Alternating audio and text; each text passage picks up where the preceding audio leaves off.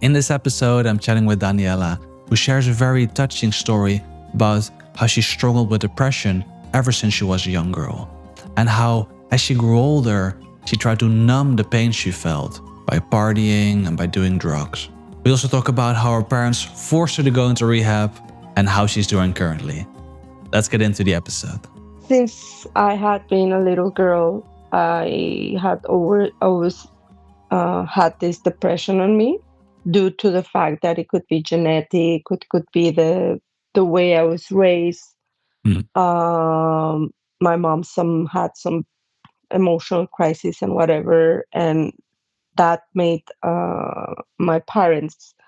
When I was having a lot of depression, they used to send me to hospitals, to psychiatry hospitals. So I Mm-hmm. was basically in total, I was 7 times in different psychiatric hospitals because I tend to, I don't think I was trying to to take my life, but I was trying to numb the pain hurting me, Mm.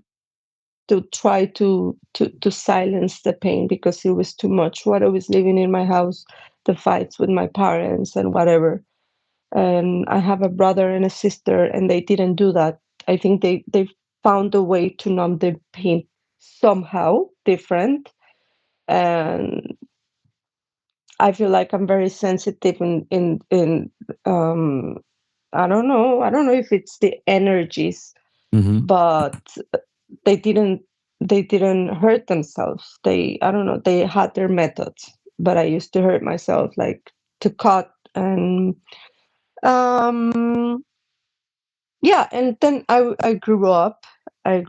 And I always have this sensation of asking who I am and not belonging, and this kind of deep questions. Then who are we, what's the purpose of life, and all these things that I wasn't careful because I was like asking too much deep questions, and they would make me more depressed, Mm. and then after, when I grew up, I was sent to Ireland to live when I was 23 years old, to study. Just first, I was like going to the holidays, and I liked it. And my parents told me if I wanted to stay there to study. I was living first. I went to Germany. I saw snow for the first time, was impressive for me. And then with another friend, we decided to go to first England and then Ireland. And Ireland was the place that I decided I want to study here for at least 6 months to improve my English. And well, I stayed there, and yeah, I improved my English. My life changed completely how I was in Mexico, Mm. because I wasn't a party girl. I was a more relaxed girl and everything. And I was happy because I was not in the middle of the conflict of my parents. Mm. So I start working, studying, but in the same time, I start partying. So and then I was partying and everything, and sometimes not very good, like healthy parties. Mm. And then I met someone, and this person, he was not very healthy. We were like 26, 20, 25 years old. We had the relationship. We both were kind of a bit like very immature. Mm. And anyway, when I was with him, I saw the red flags that he kind of wanted to be with me. He didn't want to be with me, whatever. And in 2017, I decided to go back to Mexico to visit my parents. And then he decided, well, I was in Ireland to study photography.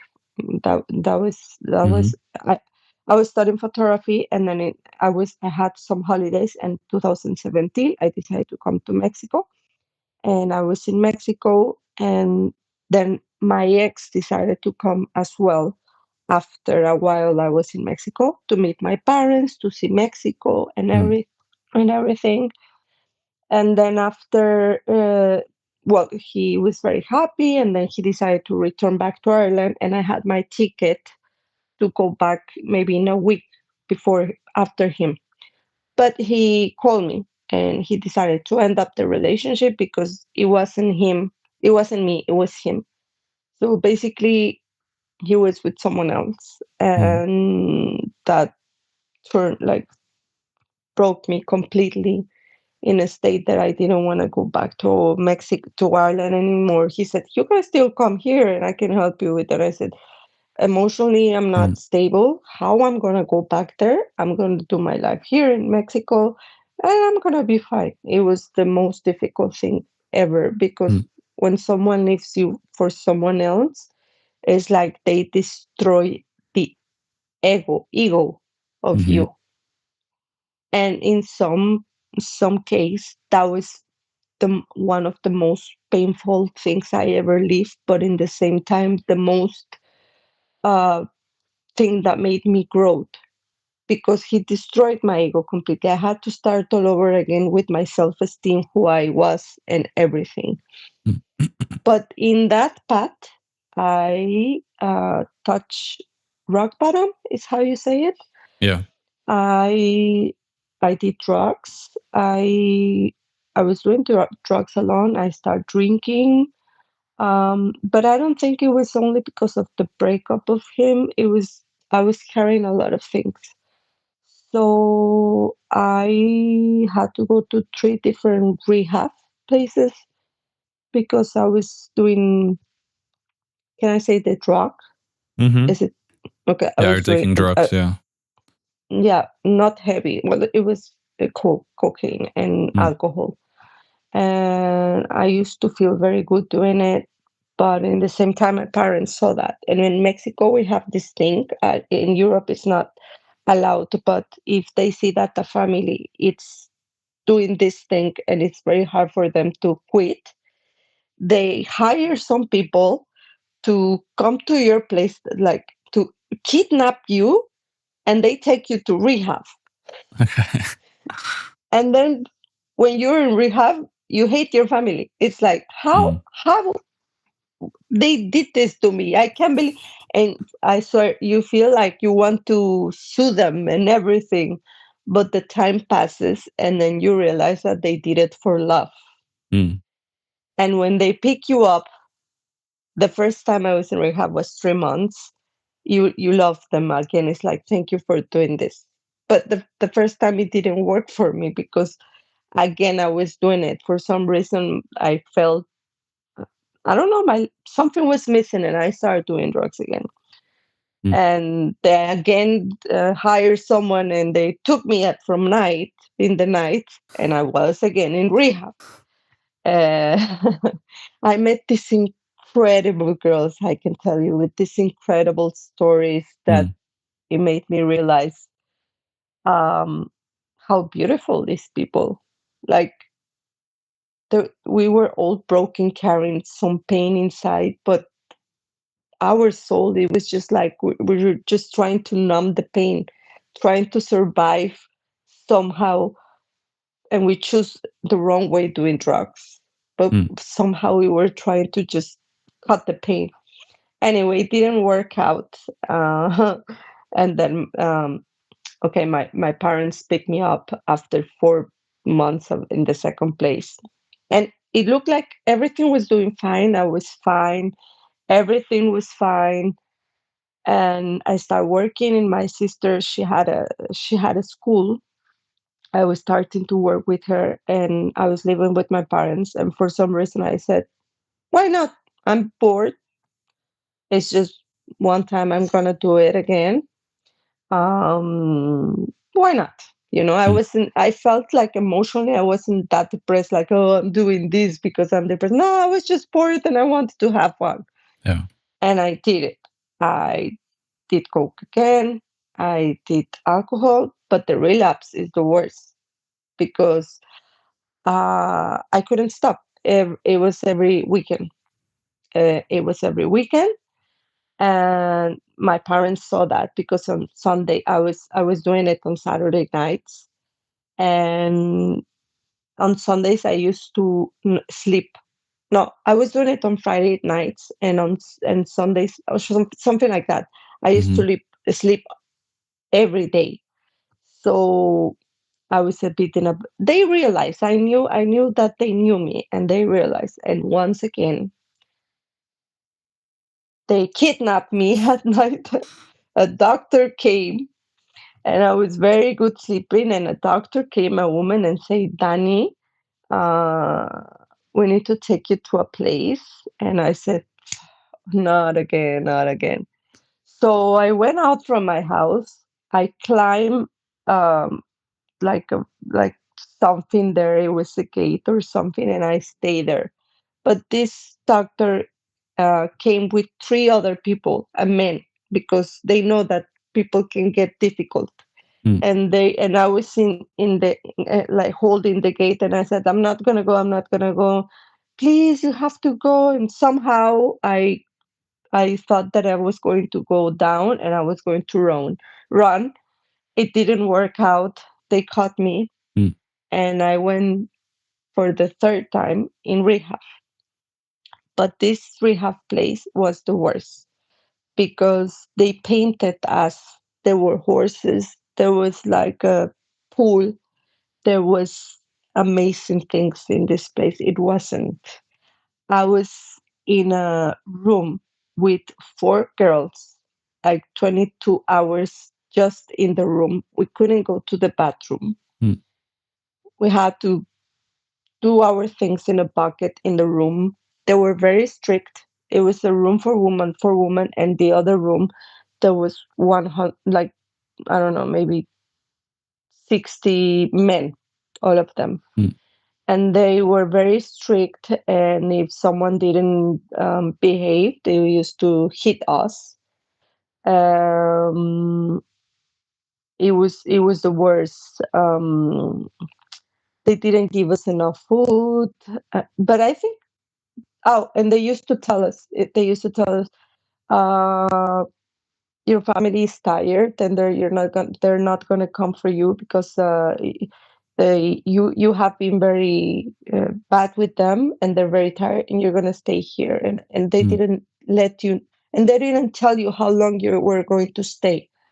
And for me, it was like, no, my parents would never do that. You know, they will never do that. And they brainwash you so much, then you start thinking, "Oh my God, I'm gonna stay here for 1 year." mm, It's horrible, and I never felt that much pain, fear in my life that they were gonna leave me. That they got because they brainwashed me a lot. And I met other stories of other people that they were doing heavy drugs like meth, and most of them meth. And the connection I had with these girls, and sometimes I used to talk with other boys there and everything. I just realized that, I don't know, we're just beautiful souls, like, trying to be the best. And unfortunately, some of us, we have these very bad traumas, and we don't know, or we didn't know how to deal with them. mm, We didn't have the tools for it, and we chose wrong. But after this place, when I went out from this rehab place, I changed. I changed because it was very tough. And I think I needed to leave that. A lot of people, when they went out from this rehab place, they wanted to sue the place of how they were treated. yeah. But actually, what I did, it was just I sent a letter to the owner, and I told her, "Thank you for this experience because it helped me." I mean, maybe it wasn't the best to be that tough, but in somehow I needed someone to tell me, "Just wake up. Mm, You could lose your family, you could lose your life if you continue doing this wrong thing." And I decided to kind of change my reality. And after all of this happened, I I kind of the time passed, and I married my husband. He came to Mexico, and we married, and we decided to go back and live in Romania. mhm, And I have a steady job. I go to work 10 to 7 at night. And when I go to work, I see people complaining about their lives, about how bad it, how everything, and they don't understand me that how I am this calm. How can I see life positive? How can I see the, like life isn't that bad and everything? But they don't know mm, my story.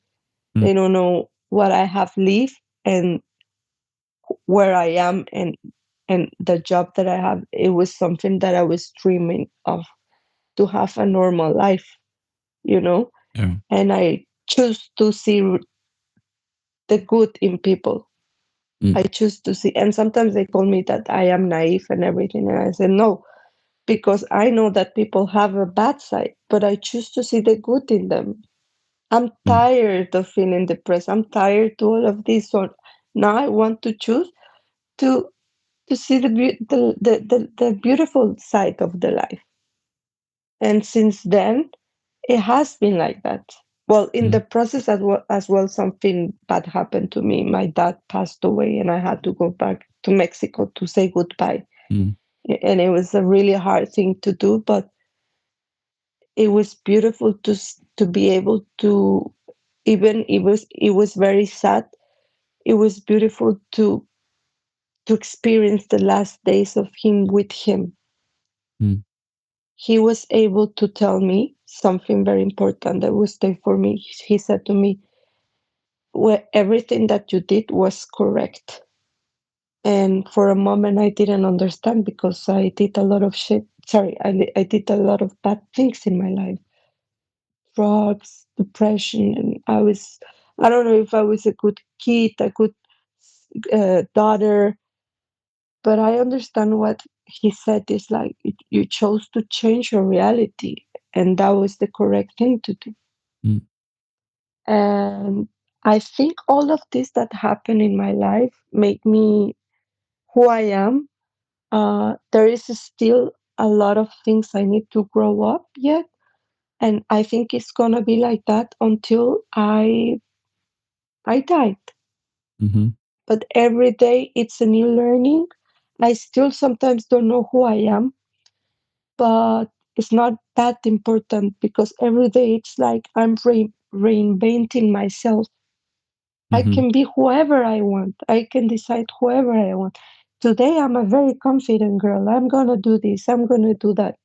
You know, mm, and that's the beauty in life because I see that we are all very imperfect, and I see that people wear masks because they want validation, they want love, mm, they want to be seen. And I understand when someone is angry, and I see that I can be very compassionate. And mm, maybe the story of my life made me to be like this. So it's a gift, mm, you know, it's a gift. I still struggle sometimes with depression, but I have the tools to to manage that, like to talk, yeah, to do exercise, because I believe in we can change our reality and our thoughts. mm, I don't identify with my thoughts or my body. I am not that, you know. mm, And yeah, that's the thing that I wanted to share. yeah, yeah. Thank you for sharing. That's quite a journey you've been on. Yeah, I like that you say that like you see the good in people.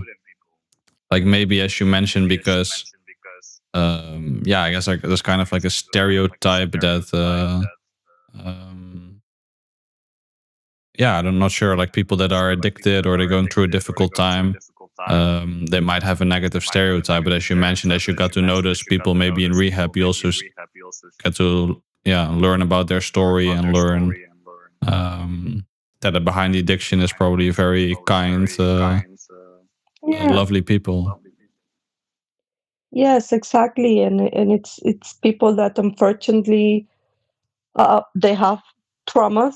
Some of them, the people that I met also in the psychiatric hospital,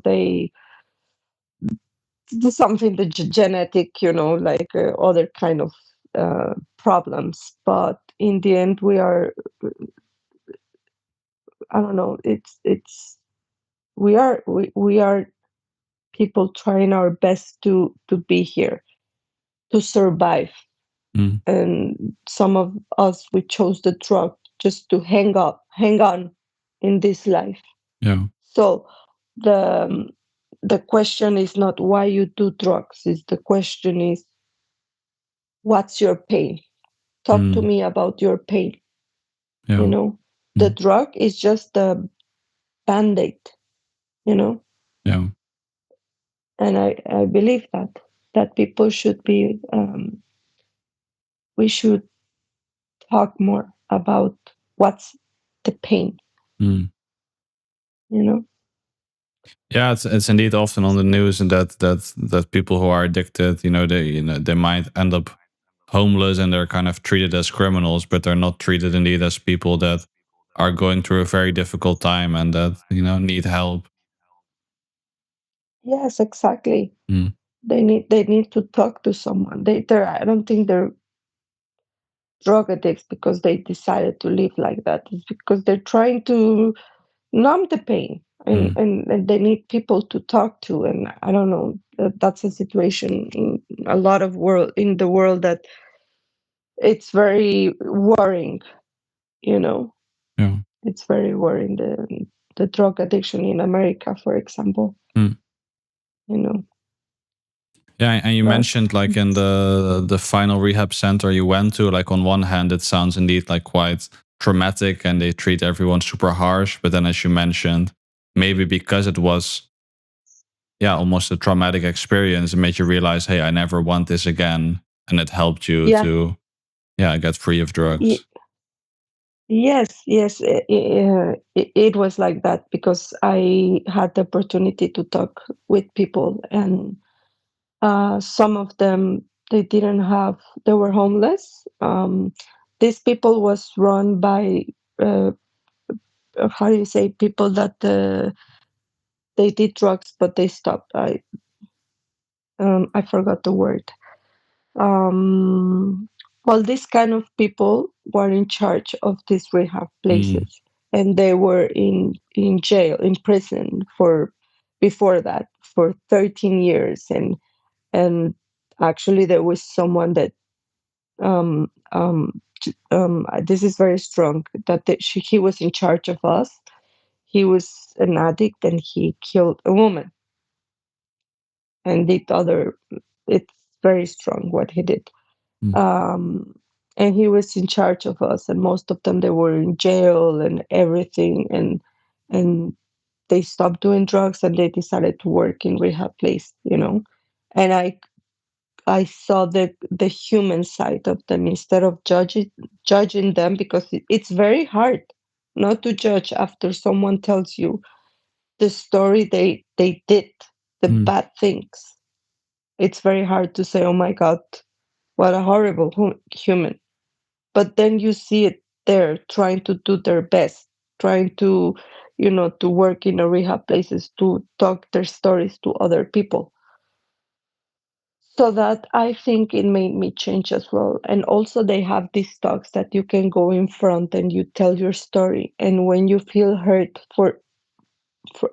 with a bunch of people, I don't know, you feel seen.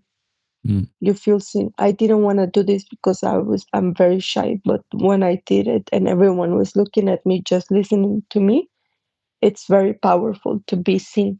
Mm. So that helped me a lot as well. Yeah.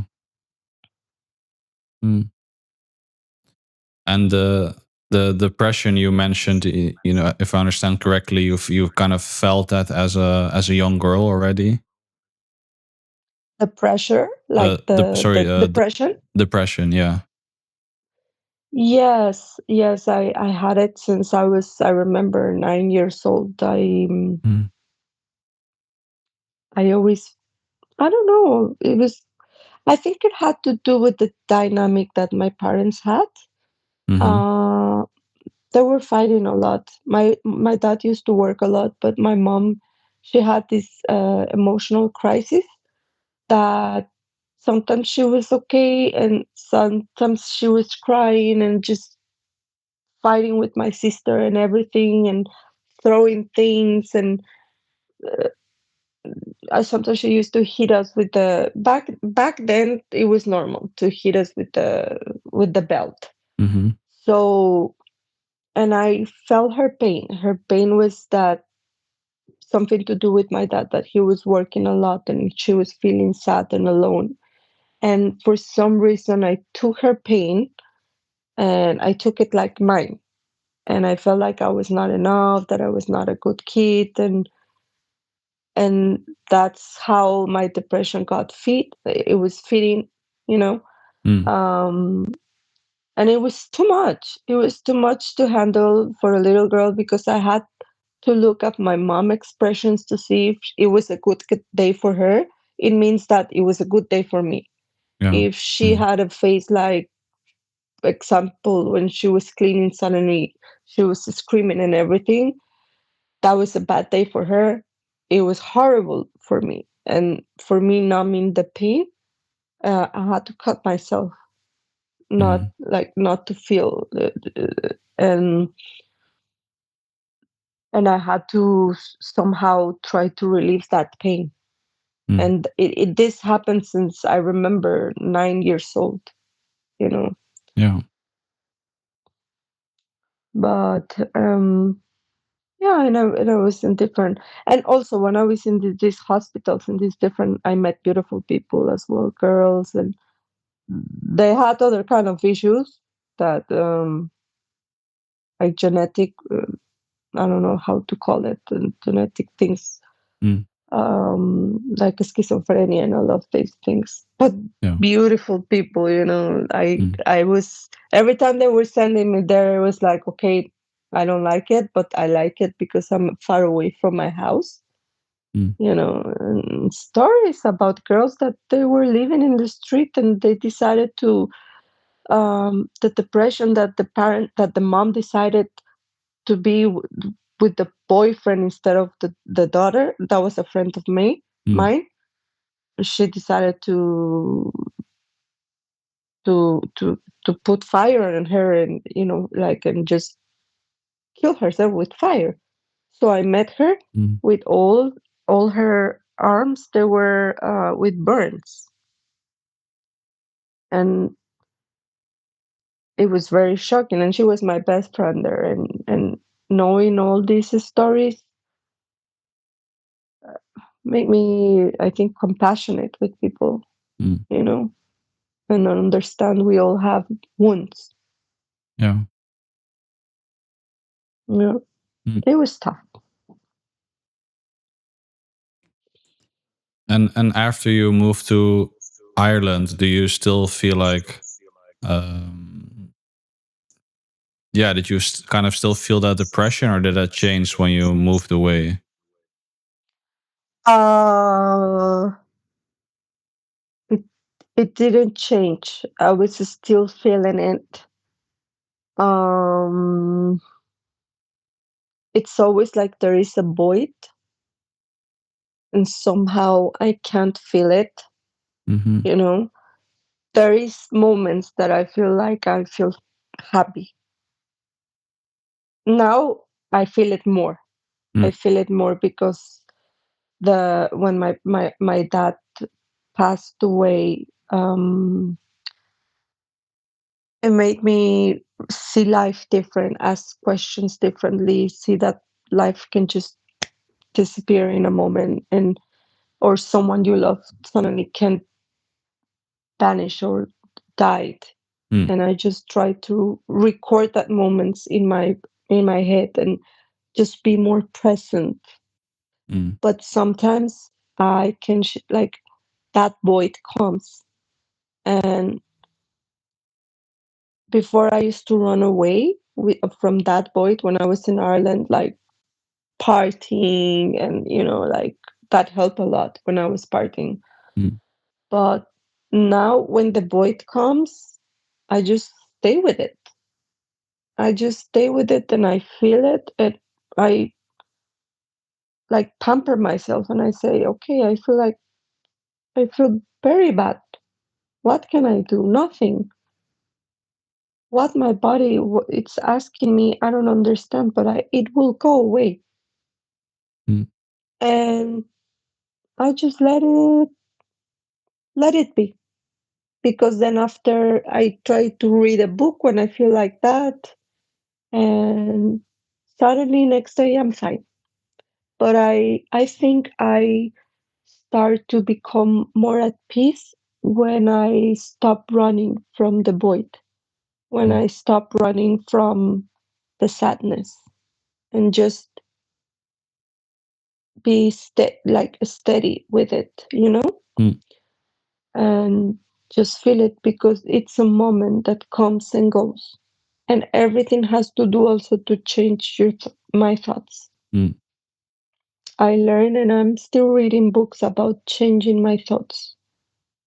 I don't feel anymore that I'm not worth it, that I am not enough, which they were my thoughts.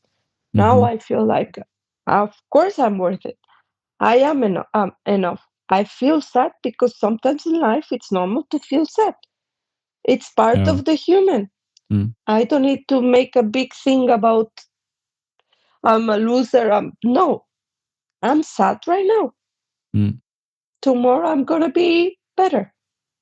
But I learned to stay with it and just feel it mm, and not fit the sadness, you know, and also be surrounded with my husband or talking with someone. It helps a lot. And, that's the beautiful thing about the connection with humans, mm, that they can be like a medicine, you yeah, know, when things like this happen. mm. Yeah. Yeah, I think it takes a lot of strength indeed to kind of sit with the pain and just feel everything. And it's really easy to numb the pain or to try and distract ourselves or do a million things to not try to notice what's going on or what we really feel or worry about.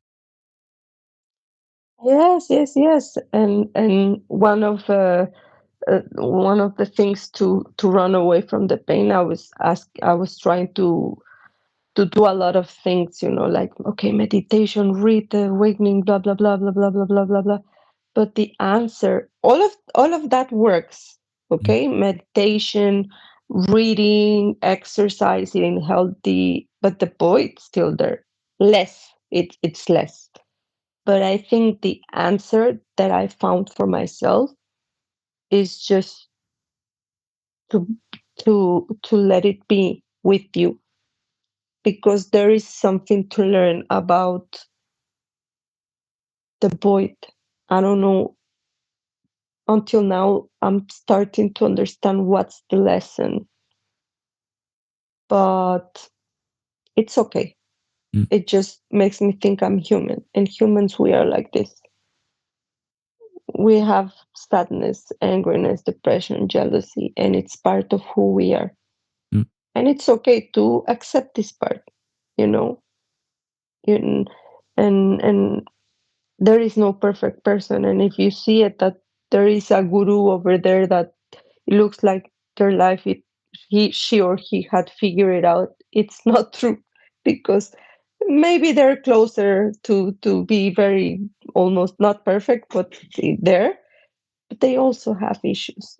mm, And the important thing is just stay at peace with whatever emotion it comes to you, because it will go away. Not everything is permanent, mm, it's temporary. And also, when I feel the void, I also sometimes I feel very, very happy. And I am able to feel, um, I think I feel when I talk to people and I see it at my work, they're trying to do their best to be um, the best worker and everything, but I can see somehow their defects, their mask. And I see that they just want to be validated and they want to feel love, and that makes them beautiful. mm, Their imperfections make them beautiful. and I can see that. So that makes me happy because I feel love. I feel a lot of love. mm, But when the void comes, I just stick with it, and I know it will go away. mm, Yeah. mm. And I'm curious, how would you like describe your life in Bucharest? That sounds like yeah, you're very happy with the life you've built and the community that you have. Well, I love it here. Mm, I love it completely because it's a life I didn't have in Mexico. mm, I have, first of all, I have my husband that is the most lo- lovable. Like, he came to fix something that he didn't broke in me. mm, With all his love that he gives me. Um, with him, I don't need to worry about that. Is he's gonna cheat on me? No, like I am at peace. He give me safety. He mm, protects me, and that makes me think about other stuff. Like I can go to work and think about work. I have friends at work. I have a schedule that I will tell you. It's sometimes because I was not used to work 10 to 7 at night, and it's tiring. mhm, And I come home and I watch a series, and sometimes I want to read more, I want to do other stuff, but I'm very tired. But in the same time, having this life is what I dreamed. It's not a life that I'm a millionaire, but it's a life that gives me peace, mm, and I'm surrounded with love, and that's the only thing that I wanted. And I'm sober. So I love my life in Bucharest. Right now it's getting very cold, and I don't like the cold. But also they have a very nice weather in mm, summer. They are like 40 degrees. It's too much sometimes, but mm, it's nice. This is a nice life. mm. Yeah, Yeah, that's yeah, great. That sounds yeah, sounds lovely indeed to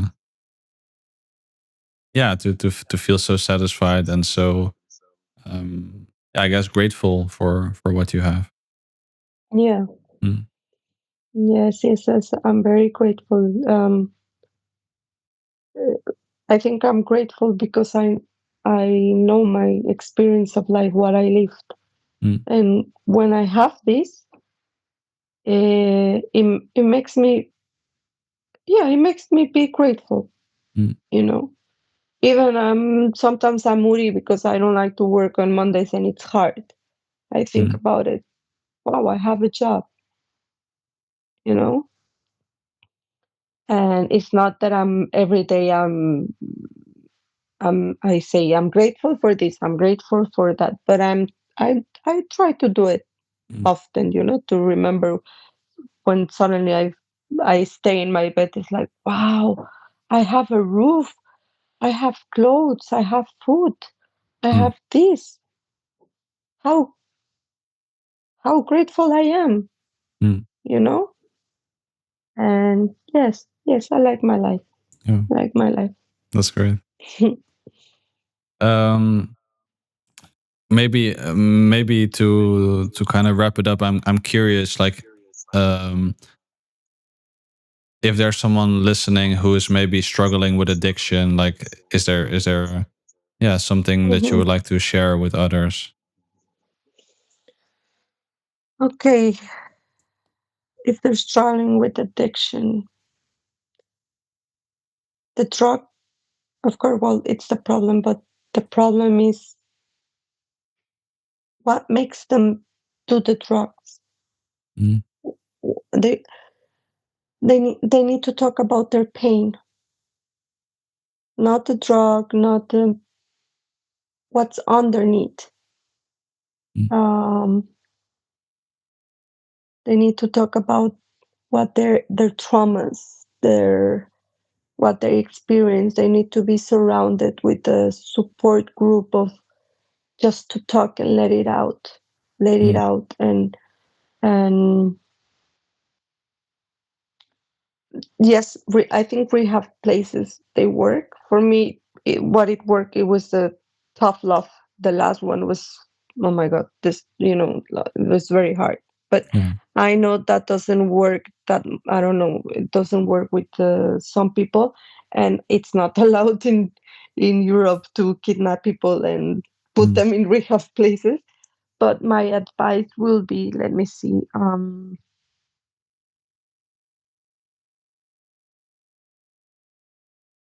that they are enough.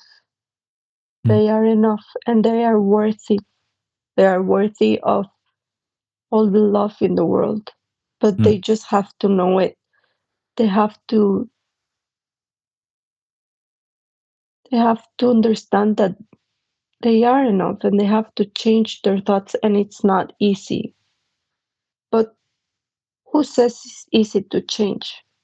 mm, Actually, that people that change, it's they need to get out of their comfort zone.